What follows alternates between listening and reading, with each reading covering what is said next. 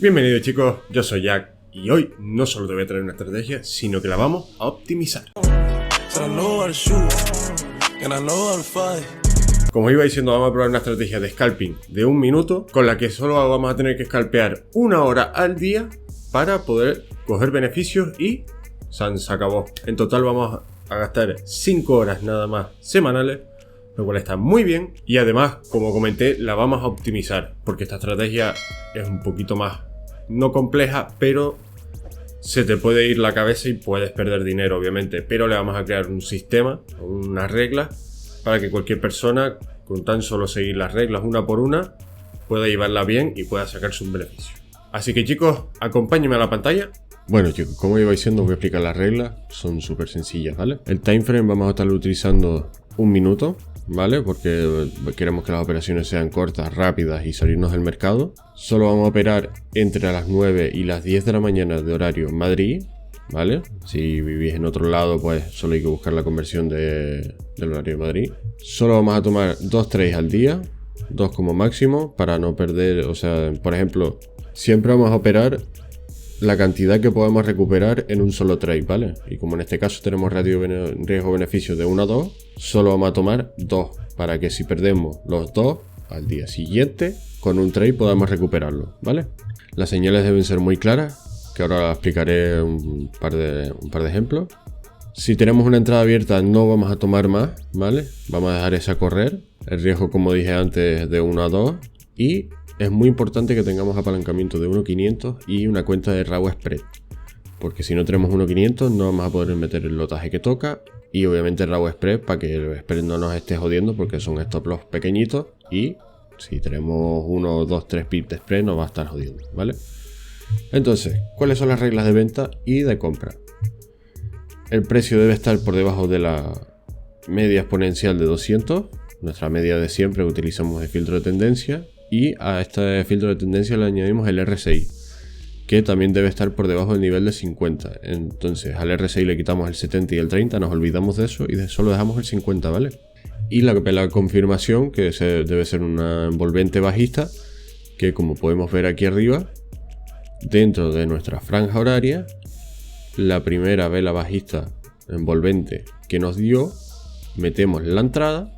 Y el stop loss lo ponemos o por encima de la vela roja o encima de la verde. Ya eso ya depende un poco de la distancia que haya. Si es poca distancia, podemos ponerlo en la vela anterior, ¿vale? Pero si nos va a dar mucho stop loss, entonces no, porque si no nos va a costar tener el riesgo-beneficio de 1 a 2, ¿vale?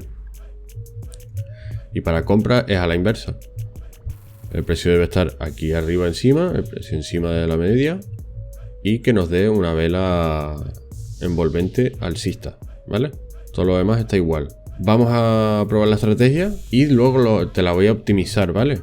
Para que aunque estés empezando puedas utilizarla, porque esta está un pelín optimizada con la del vídeo, que lo voy a dejar en la descripción, pero quiero dártela un poquito más optimizada para que te sea más fácil utilizarla, porque no me gusta la combinación de las personas que están empezando, meterlas en 1 minuto y con un setup tan sencillo, porque puede ocasionar que operes fuera de hora y sobreoperes, y eso sabemos que no es bueno con ninguna estrategia.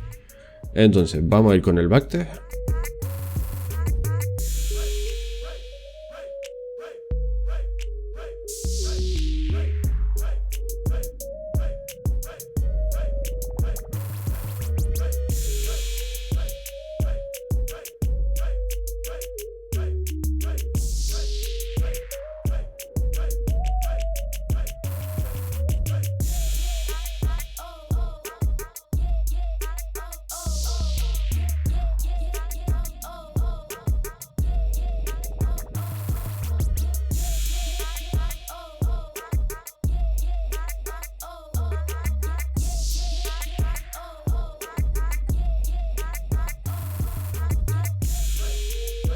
Bueno chicos, ¿qué les parece la estrategia? A mí la verdad que me encanta, porque saben que a mí el scalping es de lo que más me gusta. Entonces les voy a dejar los resultados por aquí.